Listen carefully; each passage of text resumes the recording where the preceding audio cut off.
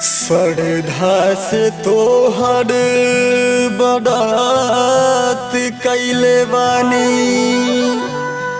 दौड़ा सजाइल घाट ले ली अरघ है आदित्य गोसाई रउआ से है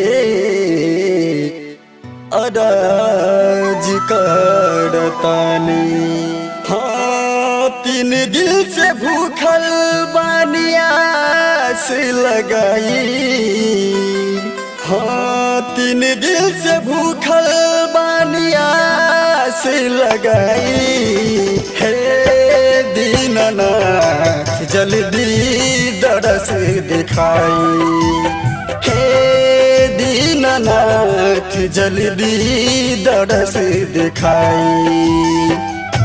भूखल बबरती देखियो ठबा छुड़ाइल। भूखल बबरती देखियो ठबा छुड़ाइल। हे दीननाथ जल्दी दरस दिखाई। हे दीननाथ जल्दी दरस दिखाई।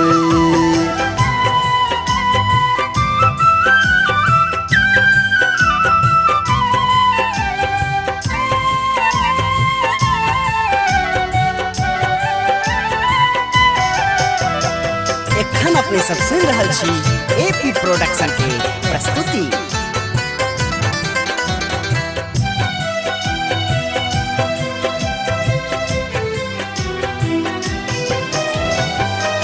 हमरा के ताना मारे छोटकी गोतनिया बेरी बेरी कहेली बजनिया।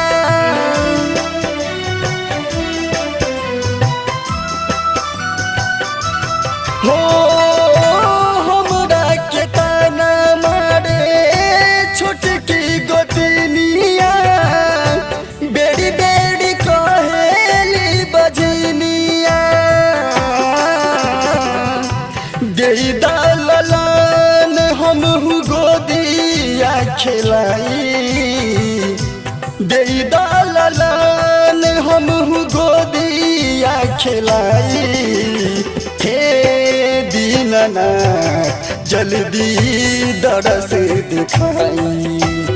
हे दीननाथ जल्दी दरस दिखाई।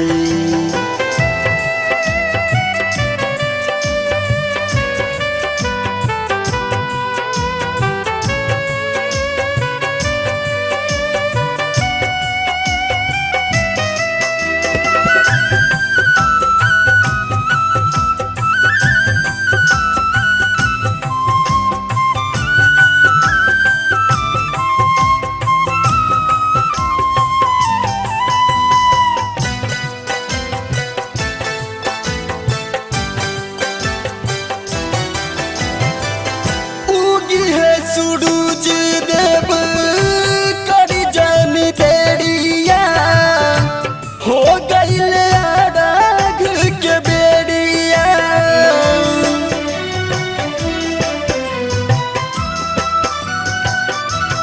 हो गिहे सूरज देव करी जन देरिया हो गईल अरघ के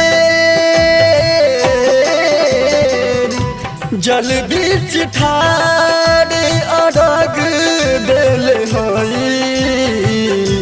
जल बीच ठाड़ अरघ देल होई। हे दीननाथ जल्दी दरस दिखाई। हे दीननाथ जल्दी दरस दिखाई। भूखल बबरती देखियो ठबा छुड़ाइल। भूखल बबरती देखियो ठबा छुड़ाइल। हे दीननाथ जल्दी दरस दिखाई। हे दीननाथ जल्दी दरस दिखाई।